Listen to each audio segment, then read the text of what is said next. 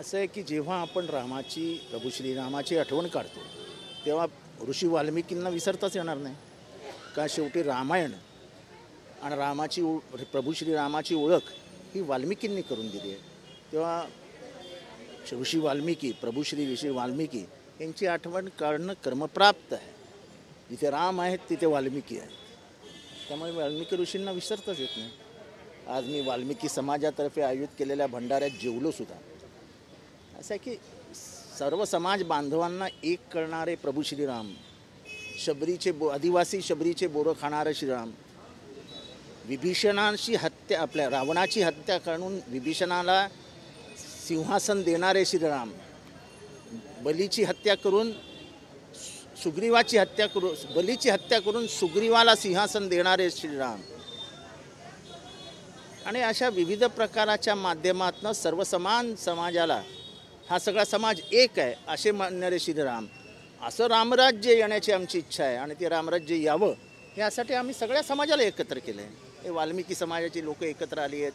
सर्व इथले बांधव जे आहेत बाजारातले ते सगळे एकत्र आले आहेत. आणि म्हणून मी नेहमी म्हणतो की प्रभू श्रीराम कोणा एकाचे नाही आहेत, ते सगळ्यांचे आहेत. आणि त्या एकत्रित भावनेनं जर आपण रामाचं पूजन केलं तर प्रभू रामसुद्धा खुश होतील की चला माझं रामराज्य मला आलेलं दिसतंय.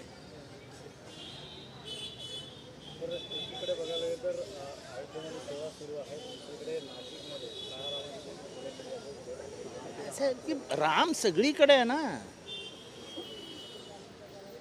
काळाराम मंदिराला एक वेगळं ऐतिहासिक महत्त्व आहे. पंचवटीमध्ये श्रीरामाचं वास्तव्य होतं आणि इतकं पौराणिक मंदिर आहे ते. त्यामुळे उद्धव ठाकरेंनी जे केलं ते योग्यच केलं. रामाचं दर्शन तुम्ही इथे घेतलं काय आणि तिथे घेतलं काय. जर मनात श्रीराम असेल तर दर्शन कुठेही घेतलं तरी ते प्रभू श्रीरामापर्यंत पोचलं. मंदिर जे आहे ते अर्धवट पूर्ण झालं नाही. आता ते असं आहे की ते कारसेवकांना देखील आमंत्रित केलं नाही, त्यामुळे नाराजी देखील. आता त्या विषयावरती आज काय बोलण्यात अर्थ नाही. शंकराचार्यांनीही ओळखलं पाहिजे की त्यांच्या लेखी त्यांची ह्या शंकराचार्यांची किंमत किती आहे.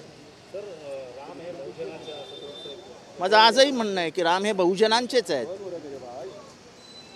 मी शब्दात कधी परिवर्तन करत नाही. राम हे बहुजनांचेच आहेत. कारण की ते क्षत्रिय आहेत आणि क्षत्रिय हे बहुजनांमध्ये येतात. मग राम काय वाल्मिकी समाजाचे नाहीत? कोण म्हणेल वाल्मिकी समाजाचे ते म्हणजे ज्या वाल्मिकी समाजाच्या माध्यमातून ऋषी वाल्मिकींनी रामायण लिहून रामाचं खरं अर्थ समजवला ते ऋषितुल्य वाल्मिकी हे यांनी घडवले ना श्रीराम. मग श्रीराम कसे एकाची होऊ शकतात? ते श्रीराम सगळ्यांचेच आहेत. आणि इथे खऱ्या अर्थाने क्षत्रिय असलेले श्रीराम हे क्षत्रिय नाहीत असं कोणीतरी उघडपणाने सांगावं आम्हाला. आम्ही नाही मानणार त्यांना बहुजन. आता आदिशंकराचार्याने हिंदू धर्म वाढवला, रुजवला, पसरवला. ते 4 पीठं आहेत ना, त्यांनीच निर्माण केलेली 4 पीठं आहेत. आदिशंकराचार्यांचा इतिहास वाचला तो लोप पाहू लागलेला हिंदू धर्म वाचवण्याचं काम आदिशंकराचार्यांनी केलं.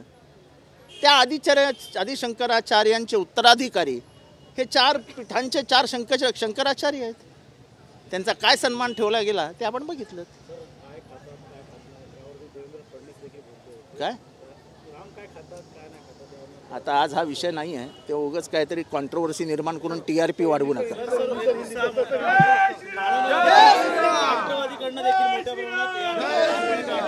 असं आहे की मी पहिल्यापासून सांगत होतो प्रभुराम हे सगळ्यांचेच आहेत. आणि प्रभुराम हा तुमच्या आमच्यात सगळ्यांमध्ये दिसला पाहिजे. माझं काम हा माझा राम आहे. मेरा राम मेरा काम है. आणि त्यामुळे आम्ही कळव्यामध्ये ठाण्याच्या सगळ्या भागांमध्ये जवळजवळ लाखभर झेंडे वाटले. लाखभर कळव्यामध्ये जवळजवळ 50,000 लाडू वाटले. 50,000. आमचे मिलिंद पाटील असो, मंदार केणी असो, मनोहर साळवी असो, अरविंद मोरे या सगळ्यांनी मिळून सगळ्या राष्ट्रवादीच्या कार्यकर्त्यांनी रस्त्यात उभं राहून लाडू वाटले. आणि हे लाडू राष्ट्रवादी काँग्रेसच्या वतीने देण्यात आले होते.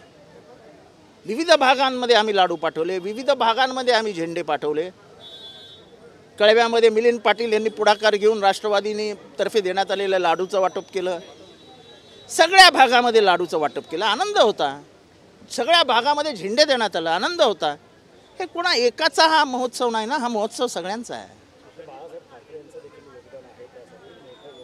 आता या योगदानाची चर्चा अख्खा महाराष्ट्र करेलच, ती आहे का आपण? तुम्ही जाणार आहात का अयोध्येला? अयोध्येला मी नक्की जाणार. अयोध्येला मी आमचे 500 कार्यकर्ते घेऊन नक्की जाणार. पण मी जेव्हा जाईन तेव्हा मी फार ढोल ताशा पथक अमुक तमुक सगळे चला मला बघायला, चला मला बघायला. मी रामाला बघायला जाणार आहे. लोकांनी बघावं म्हणून मी रामाकडे जाणार नाही.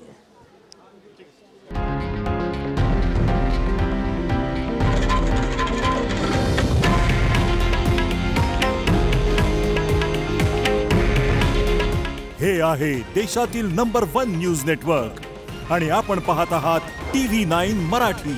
काळजी तुमची, हित महाराष्ट्राचं.